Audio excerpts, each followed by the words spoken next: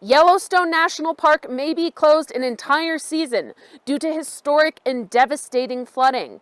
But as floodwaters begin to recede in neighboring communities like Silvergate and Cooke City, businesses are working fast to rebuild, trying to hold on to their summer tourism season. After snowmelt and 2 days of nonstop rain, Soda Butte Creek reached unprecedented levels Sunday and Monday, flooding roads, bridges, and homes in Silvergate and Cooke City, two alpine communities near the east gate of Yellowstone Park.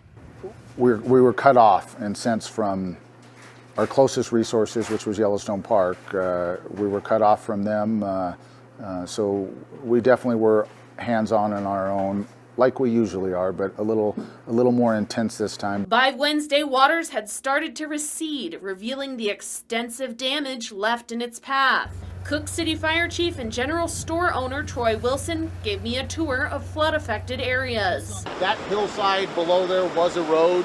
That road is now gone, and obviously the hillside.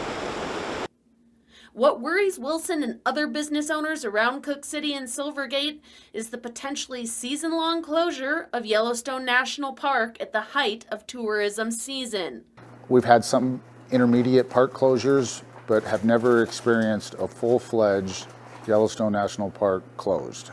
80% of our business is derived from Yellowstone or people going into Yellowstone, and that is shut off now. Scott Deniston has owned the Beartooth Cafe in Cooke City for 20 years. Wilson and Deniston want to spread the word that Cooke City and Silvergate are open and ready for summer business. Cooke City is just a great place. It's a destination place. There's so much to do around here. We always have our fishermen and our hunters, and then all the people coming, to see the park and all the animals. We have the animals here in town also, not only in the park. We'll welcome any guest to come because we are still open for business. We're going to act like it's just a normal great summer. In Cooke City, Jackie Coffin, MTN News.